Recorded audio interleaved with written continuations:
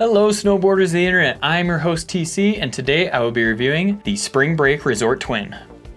This board is equipped with Spring Break's Resort V2 Twin profile. So what that means is you're gonna have camber in between your feet all the way out past the inserts there, and then rocker on the nose and the tail. So what that's gonna do is it's gonna give you all that drive, pop, and snap out of the center section here. And then on that rocker zones, you're gonna get nice ease of entry in and out of turns, and then a good float with that nose rocker zone as well. This board is coming in some new sizes this year, so you're looking at a 152, 154, 156, 158, 160, a 155 wide, and a 158 wide. I rode this board at Copper Mountain where it was a sunny, windy day.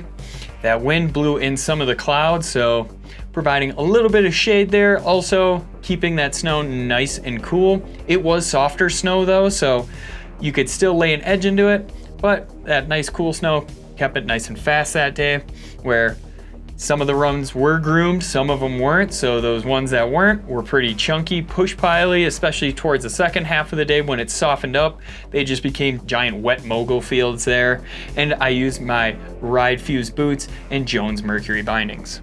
Overall, this board is coming in at the middle of the road, I would say. Even with the rocker on the tail and on the nose, it really doesn't feel like they get much softer to them because they did put a stiffening agent in a V formation there. So it is gonna keep its rigidity pretty well. That will translate into it being a lively board with a little bit of damp tendencies there, where when you're going over push piles, that sort of thing, it kind of floats over them instead of like skipping off them or just plowing right through. When you're loading this thing up to ollie, it's pretty easy actually. Because of that rocker zone in the tail, it does allow you to load it up easier without really having to lean into it, really push all that weight back there. But because of those stiffeners in the tail and the nose, it does spring back really well. That being mixed with the camber, it feels almost like a full camber board without having to put all of that work into it. It does feel stable on the takeoff and the landing on ollies. Even when I popped and was landing in those ungroomed runs, it still held. I was able to get down, set that edge, and keep turning and just keep the run going. Now when we translate that into jumps, it felt great going off of jumps. I would keep it to that medium line where it might feel a little loose on the big line, so keep that one in mind.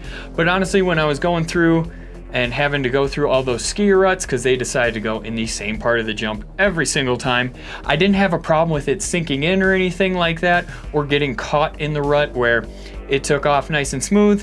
Feel free to load this bad boy up and it's gonna pop for you. Now on the landings there off of jumps, it felt really good. Even if you over rotate a little bit, you could still set that edge and keep going into the next jump.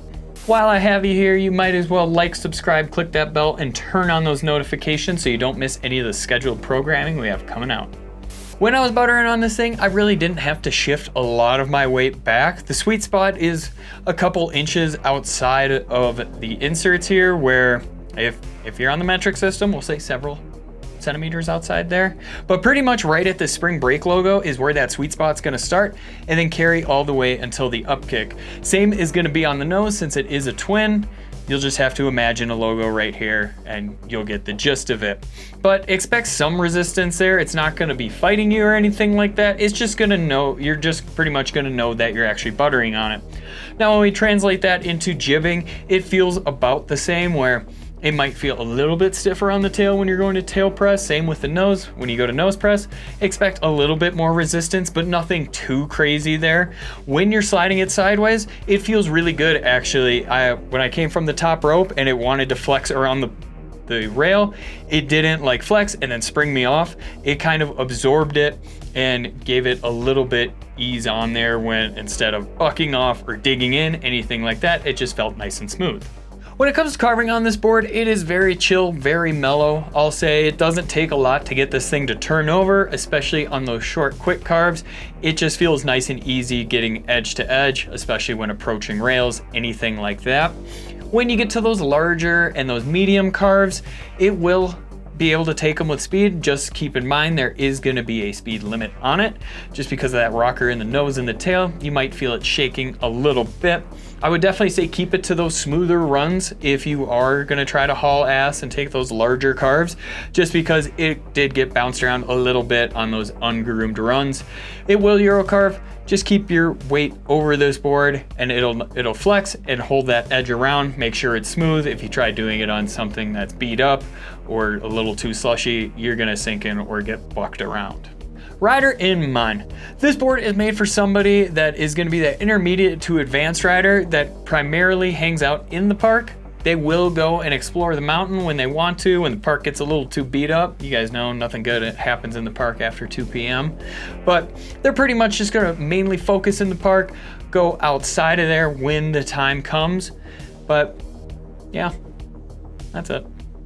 If you're looking for another way to support us, why don't you head on over to Angry Snowboarder VIP. Sure, I could explain it here, but we have a great video over there getting into it really in depth. This is a Midwest Mercury when you really get down to it. I mean, apart from it being a true twin, but that's pretty much how it rides, where I had a really good time just kind of keeping it mellow or buttering on it. I did put it through the ringer and try to really haul ass on it, and it held up all right, but where it really excels is in the park, and like doing butter is really where I had the most fun on it. Comparable boards, the Rome Agent, the Ride Zero, and the Jones Tweaker. Recommended bindings, the Union Force, the Ride C6, and the Salomon Hologram. This has been my review for the Spring Break Resort Twin. What bindings are you putting out? Why don't you go check out one of the reviews that we have for the recommended bindings.